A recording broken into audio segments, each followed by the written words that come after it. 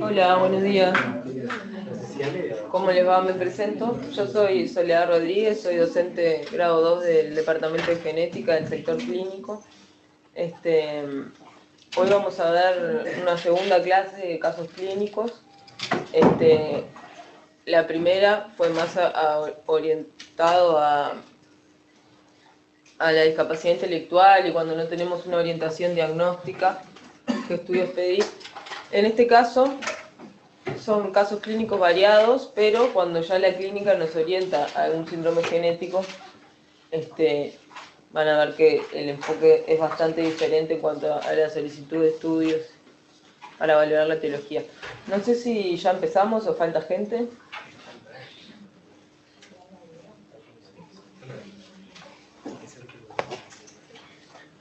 ¿Empezamos? Bien.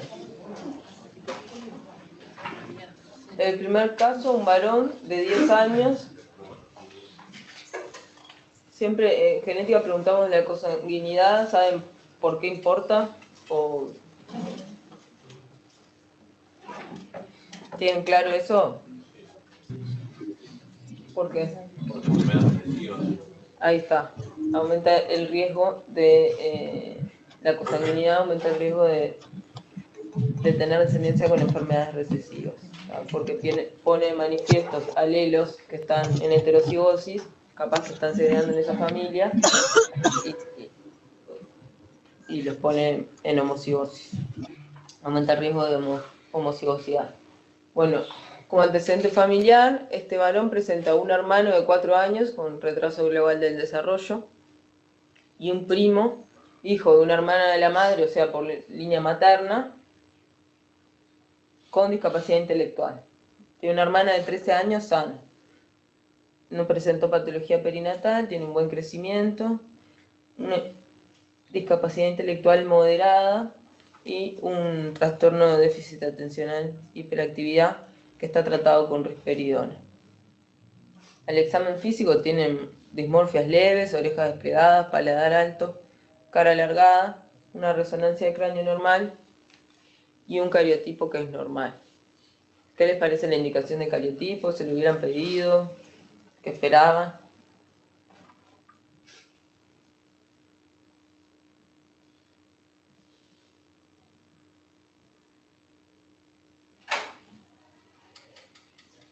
Parecía algo más monogénico de herencia no tradicional. ¿Por qué? Sobre todo, capaz que no tradicional de tripleta, capaz. ¿Por qué te orientás a...? Porque son varones todos, ¿no? Son varones. Ahí va, tiene dos familiares, uno de primer grado, que es el hermano, y un primo, hijo de una tía, hermano de una madre, que también tienen discapacidad intelectual. Habría que ver bien cómo es el fenotipo, la severidad de esos parientes, ¿tá? Pero sí llama la atención en esta genealogía que tienen familiares con una patología similar y que son varones, ¿tá? No hay mujeres afectadas. En eso nos orientaría a un patrón de herencia específico. Dominante, ligado al X. Dominante, no, ligado al X sí.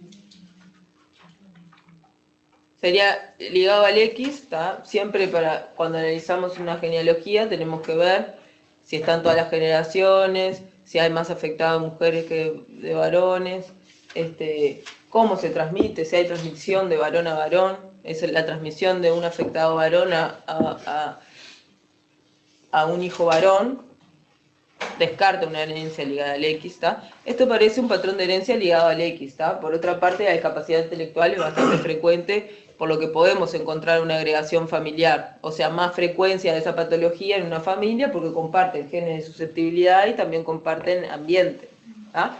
Pero en este caso es verdad que la historia clínica nos orienta a una herencia ligada al X, ¿tá? Si fuera un primo hijo de la hermana del padre, ¿ahí qué les parece? ¿Es la misma genealogía? No tengo el dibujito, entonces es difícil de imaginarse. Pero en este caso tenemos la madre que tiene 2 hijos varones con discapacidad intelectual. Esa madre tiene una hermana que tiene un hijo varón con discapacidad intelectual. Si la madre tuviera un hermano que tiene un hijo con discapacidad intelectual, por más que sean todos varones afectados en la familia, No le pasó a él. ahí no parece una herencia ligada al X, ¿está? Por eso hay que fijarse bien la transmisión, ¿está? Porque si fuera el varón, en realidad el varón transmite el I, ¿está? Entonces, bien, y las mujeres no están afectadas porque parece una herencia recesiva, ¿está? Entonces, como tenemos dos copias del cromosoma X, si bien lo de recesivo y dominante para los genes ubicados en el cromosoma X no es tan así, porque las mujeres funcionalmente en realidad inactivamos un cromosoma X, entonces es un poco menos, es como más un espectro. Las mujeres tienen una presentación más leve, digamos, ¿tá? Que no alcanza para tener clínica. Bien, entonces, ¿qué elementos de la historia clínica lo orientan en relación al diagnóstico etiológico? ¿Tá? De la historia familiar ya dijimos, del cuadro clínico, que la discapacidad intelectual es moderada, ¿tá? Que tiene también algunos trastornos de conducta y que tiene unas dismorfias que tampoco son demasiado características, pero bueno, asocia dismorfia. Plantea algún modo de herencia, realizaría otros estudios.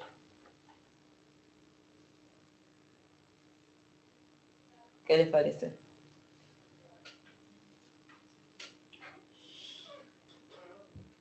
Sí. ¿Y cuál le pedirían? Sobre todo teniendo en cuenta las causas de discapacidad intelectual. Sabemos que el cariotipo es un estudio relativamente accesible que explica más o menos el 5% de las causas. Y después en varones específicamente, como causa de discapacidad intelectual, una patología ligada al X, ¿cuál se les ocurre? Y ahí se va orientado al X frágil, que es el estudio realizado. Ahí está, el síndrome de X frágil. ¿Les suena? ¿Lo vieron alguna vez? ¿Lo escucharon? Bien. Ahora hablamos bien de eso. Entonces se le pidió un estudio que lo que hace es detectar una mutación en el gen FMR1, que es el gen responsable del X frágil, ¿tá? Del síndrome de X frágil. Y detecta en el paciente un alelo de aproximadamente 320 repetidos CGG, que es rango de mutación.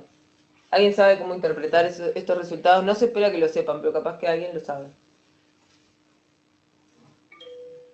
Está bien. Vamos a explicar un poco del síndrome de X frágil y después volvemos para atrás, ¿tá? El síndrome de X frágil es una enfermedad autosómica recesiva que está causada por una mutación en un gen que está en el cromosoma X, ¿tá? Que se llama FMR1. Por eso tiene una herencia ligada al X, ¿tá? Porque el gen que la explica está en el cromosoma X, ¿tá? Además de ser una patología recesiva ligada al X, es lo que se llama, está causada por una mutación dinámica. ¿Qué quiere decir una mutación dinámica? Es un modo de herencia no tradicional, se llama, porque en este caso no todos los individuos de la familia tienen la misma mutación, ¿tá? En realidad hay individuos que tienen un número de repetidos, otros tienen, yo por ejemplo si estudio al hermano de este paciente, seguramente me va a dar que tiene un rango de repetidos, esto que es CGG,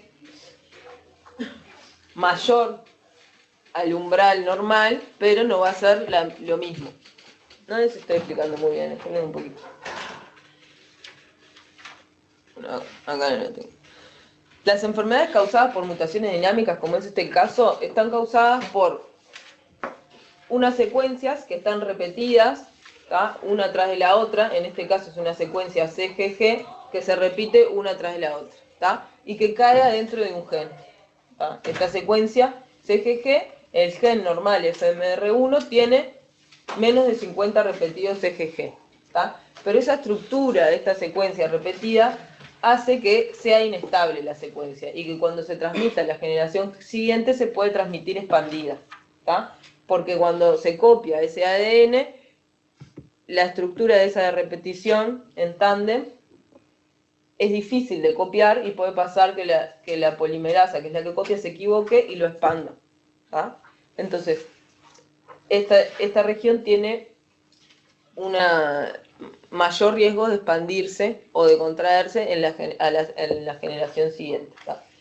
Cuando tiene 50 copias no pasa nada, ¿tá? Puede tener menos de 50 copias, no pasa nada. Lo normal en la población es que tengamos 20, 24, en ese entorno, ¿tá? Cuando hay ese número de copias, no hay riesgo de que ese gen se transmita expandido a la siguiente generación, ¿tá? Hay un límite, hay un umbral entre los 50 y las 200 copias, ¿tá? Siempre hablamos de CGG, una tras de la otra, 50 veces, ¿sí?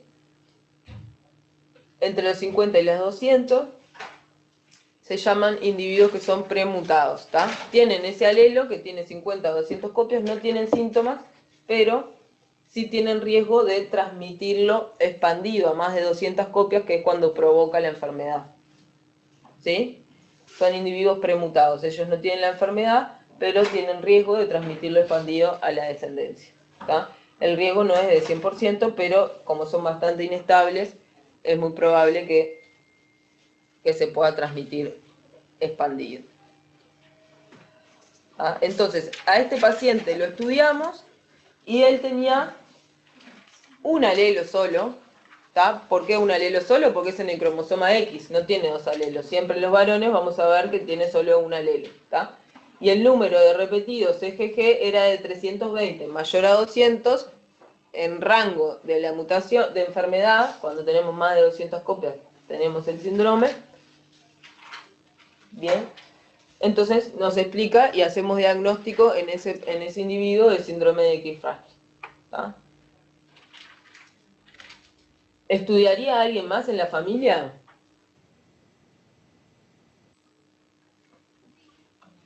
Y ahí puede estudiar a la madre y a los primos. Ahí está, podrías estudiar a la madre, al hermano, al primo y a algunas otras mujeres que también tengan riesgo de ser portadoras en la familia, ¿no? ¿Y qué esperan encontrar en la madre? ¿Qué número de repetidos esperan encontrar? De 50 y de 200. Ahí está, puede ser, pues ella seguro por lo menos más de 50 premutada tiene que ser.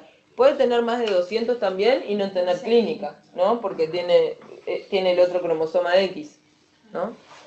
Pero por lo menos más de 50. Y seguramente más chico, menos repetidos que el hijo, ¿tá? Porque se expandió de una generación a otra, o sea, menos de 320.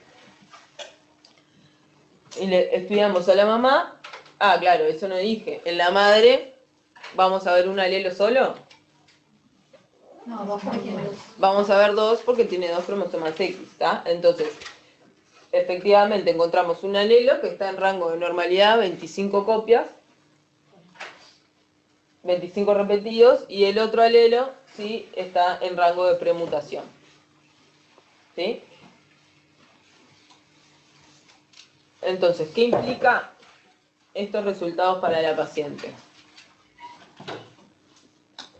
¿Cuál es el riesgo de que ella vuelva a tener un hijo con síndrome de X frágil? 50% entre los varones. Haga, si tiene una niña, no va a tener la enfermedad. Lo sumo va a ser portadora, pero no va a tener la enfermedad.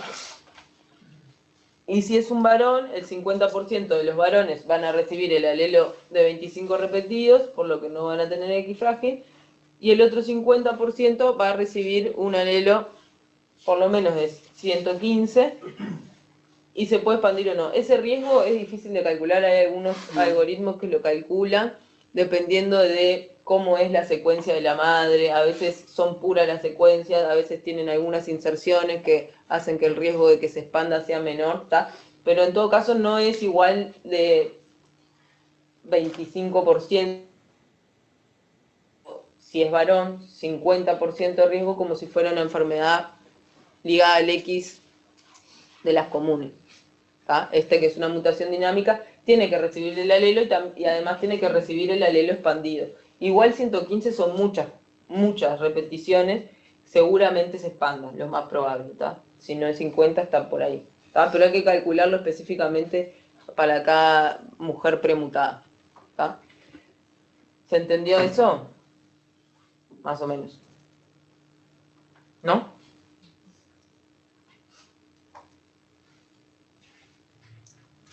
Bien. Entonces, son las mutaciones dinámicas, las enfermedades causadas por mutaciones dinámicas son enfermedades causadas por repeticiones en tándem, cortas y polimórficas. Consisten en expansiones, la mayoría de un trinucleótido, en este caso era trinucleótido también, y estas se llaman enfermedades por repetición de tripletas. Alteran la expresión o estructura de las proteínas codificadas por los genes en los que estas repeticiones se encuentran. Son mutaciones inestables o dinámicas que tienen tendencia a expandirse o a contraerse. Y esta es un mapa más o menos de todas las enfermedades causadas por mutaciones dinámicas. X frágil no es el único. Ven ahí que está...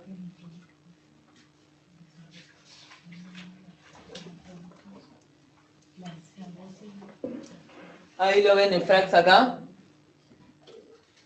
Pero está la distrofia miotónica 1, que también es frecuente. O sea, hay varias. Ataxia de Friedrich. Muchas.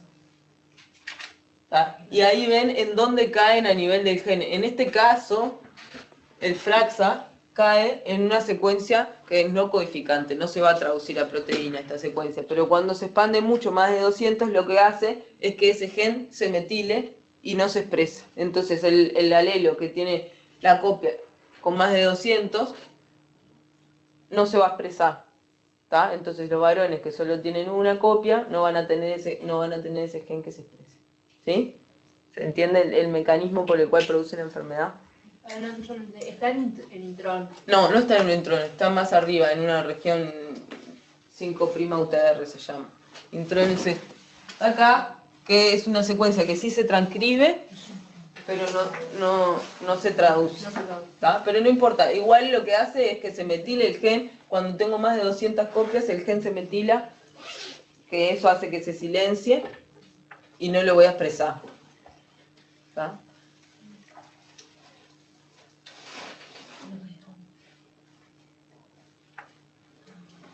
Esto no importa. Y lo que se observa en general en las enfermedades causadas por mutaciones dinámicas es un fenómeno de anticipación, que acá con síndrome de X frágil no lo vemos tan claro, pero en las que son dominantes sí se puede ver mejor, que es que la enfermedad en las generaciones más nuevas se expresa de forma más severa, a una edad más temprana, y aparte la clínica puede ser más severa. Y eso es porque a medida que pasan generaciones, el número de repetidos es más alto, se va expandiendo más, y eso se relaciona con la severidad. Cuanto más copias, cuanto más repetidos, mayor severidad.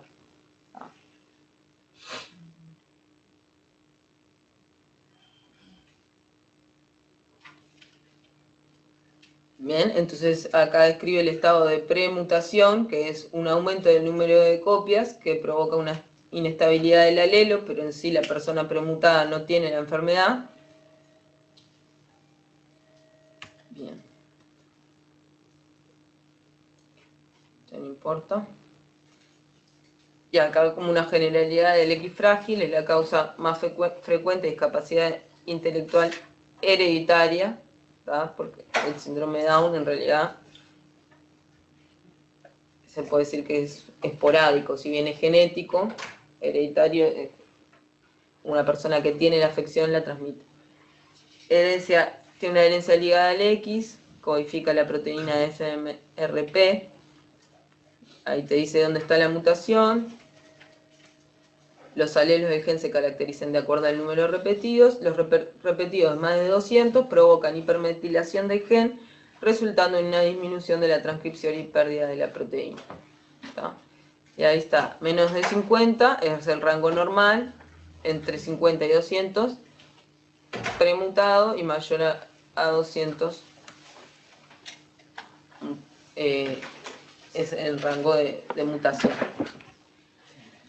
Tiene un fenotipo físico característico que es la macrocefalia, la estatura por arriba del percentil 50, facies alargadas, frente alta, hiperextensibilidad, orejas grandes, desplegadas, mandíbula prominente, dientes superpuestos y macroorquidismo en la adolescencia. También tiene un fenotipo conductual característico, déficit atencional, hiperactividad, lenguaje repetitivo, trastorno de comportamiento, timidez extrema, rasgos autistas. Esto ya lo dijimos. ¿Alguna duda de este caso? Sí, cómo no.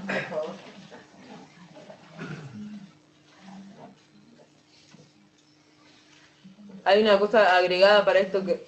Consulta, ¿el número de copias por encima de las 200 está relacionado con el fenotipo? La severidad, en realidad, no mucho en este caso.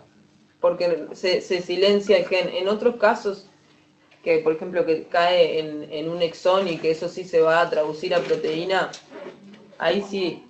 Pero acá, más de 200 tenés el gen silenciado, así que no importa si tenés 400. En este caso no tanto. Para otras mutaciones dinámicas sí. Y lo otro que también es como interesante es que en realidad en este caso los individuos premutados, o sea que tienen entre 50 y 200 copias, pueden tener una enfermedad pero distinta al síndrome de X frágil. Las mujeres en rango de premutación pueden tener una falla ovárica precoz, a veces se estudia, se pide la PCR de este gen para estudiar a mujeres con falla ovárica, a ver si están en rango de premutación. Y los hombres en rango de premutación pueden presentar ese síndrome FACS-TAX, que es ataxia.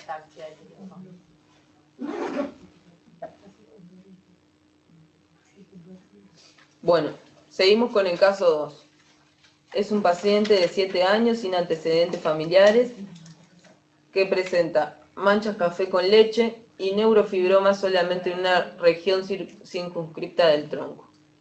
Crecimiento y desarrollo intelectual es normal y el resto del examen clínico es normal.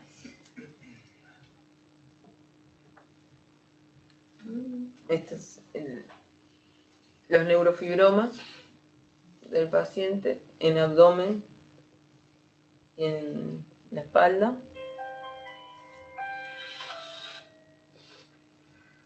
Bien. Y entonces, ¿qué plantean con esta clínica?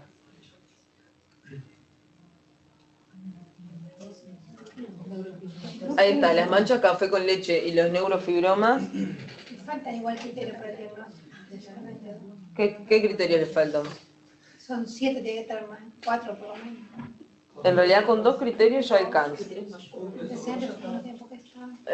Sí, tiene 2. Más de 7 manchas, no sé cuántas tiene.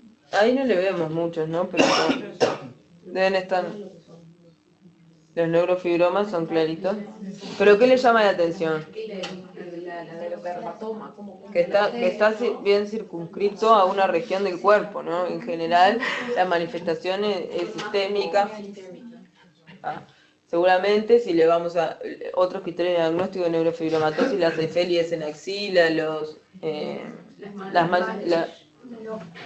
manchas, no son manchas, nódulos de Lisch en la lámpara de hendidura, el glioma del nervio óptico, algunas alteraciones óseas, seguramente este paciente no los tenga, ¿tá? Porque tiene la enfermedad localizada en ese sector del cuerpo, ¿no? Eso llama la atención. ¿No tenía antecedentes familiares? No tenía antecedentes familiares, ¿no? ¿Qué mecanismo genético puede estar explicando esta enfermedad localizada solo en un sector del organismo?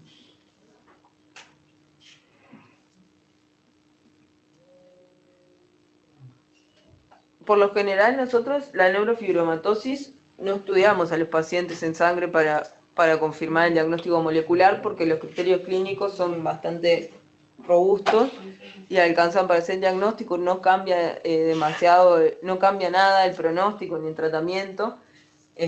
Nos podría servir para poder prevenir la transmisión de la enfermedad. Si tenemos la mutación se puede hacer un diagnóstico preimplantacional o un diagnóstico prenatal y en el caso de que la familia quisiera prevenir la transmisión. Pero en realidad para el tratamiento y el diagnóstico y el pronóstico no nos cambia demasiado, entonces como es un diagnóstico difícil porque el gen es difícil, las mutaciones son medio complicadas de estudiar, no se realiza el estudio molecular. Pero en este caso, si nosotros le sacáramos sangre y buscáramos la mutación, porque planteamos hacerlo y bueno, vamos a hacerlo. ¿Qué les parece? ¿Encontraríamos la mutación en las células de la sangre? Como una persona que tiene neurofibromatosis.